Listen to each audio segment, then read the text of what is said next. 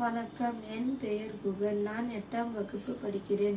என் ஆசிரியர் மறை தெரேசா அவர்கள் எழுதிய குட்டி போட்ட வானம் புத்தகத்திலிருந்து ஒரு கதை. தலைப்பு: மன்னிப்போம் மறப்போம். எறும்பு கூட்டம் ஒன்று வரிசையாக சென்று கொண்டிருந்தது. அப்பொழுது மேலே பறந்துள்ள வண்ணத்து பூச்சியை பார்த்து வியப்பாக நின்றன.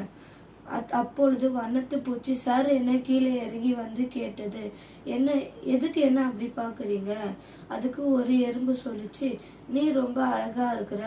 இதை கேட்ட வண்ணத்து பூச்சி வெக்கத்தில் தலை குனிந்தது. இன்னொரு எறும்பு சொல்லிச்சு, இந்த மாதிரி நீ விமானம் போல் மேல பறக்கிற. விமானத்தில் ஒரு வண்ணம் தான், ஆனா உன்னோட உடம்புல பல வண்ணங்கள் உள்ளது. இதை கேட்ட வண்ணத்து பூச்சி வெக்கத்தில் தலை குனிந்தது. இதை பார்த்து எறும்புகள் சோகத்துடன் நடக்க தொடங்கின. அப்பொழுது பட்டாம்பூச்சி மீண்டும் கேட்டது, ஏன் இப்படி சோகமாக இருக்கிறீர்கள்? அதுக்கு எறும்புகள் சொன்னது, இந்த மாதிரி உன்ன மாதிரி எங்களால பறக்கவே முடியாது, எல்லாம் எங்களோட தலையெழுத்து என சொல்லுது. அதை கேட்ட பட்டாம்பூச்சி மேலே பறந்து சென்றது. அப்பொழுது மேலே பறந்து சென்றாலும் என்னோட நண்பர்களுக்கு உதவி செய்யணும் என நினைத்து ஒரு மரத்தில் உட்கார்ந்து யோசிச்சு கொண்டு இருந்தது. அப்பொழுது ஒரு பட்டாம்பூச்சியின் தோழி வந்து கேட்டது, ஏன் எப்படி சோகமா இருக்கிறாய்? நம்மளுக்கு பறப்பதும் தேன் குடிப்பது தானே வேலை, இதுல என்ன சோகம் என கேட்டது. அதுக்கு பட்டாம்பூச்சி சொன்னது, இந்த மாதிரி நான் ஒரு எறும்பு கூட்டத்தை பார்த்தேன். அவங்கனால பறக்க முடியாது நம்மள மாதிரி, அதனால அவங்களுக்கு ரொம்ப கஷ்டமா இருக்கு என சொல்லிச்சு. இதை பார்த்த தோழி பட்டாம்பூச்சி, இதுக்கா சோகமா இருக்கிற?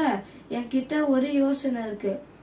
அது என்ன சொல்லுச்சுன்னா, இந்த மாதிரி எல்லா எறும்பையும் முதுகுல ஏத்தி பறந்து கொஞ்ச தூரம் போயிட்டு அவங்கள இறக்கி விட்டுரு, அவங்களுக்கு விமானத்துல போன மாதிரி இருக்கும் என சொன்னது.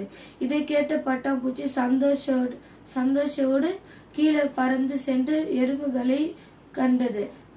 எறும்புகளிடம் சொன்னது, இந்த மாதிரி என்னோட முதுகுல ஏறிக்கோங்க, நான் உங்களை பறக்க வைக்கிறேன் சொல்லி எறும்புகள் மகிழ்ச்சியுடன் ஏறின. மேலே பறந்து கொண்டிருக்கும் போது பட்டாம்பூச்சியின் வாயில் ஒரு சொட்டு தேன் சுழன்றது.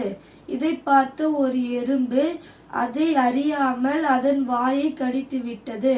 பட்டாம்பூச்சி வலியில் கத்தி கொண்டே கீழே விழுந்தது. அதிர்ஷ்டவசமா அவங்க ஒரு மரக்கிளையில் மாட்டிக்கொண்டன. உயிர் சேதம் இல்லாமல் தப்பித்தது.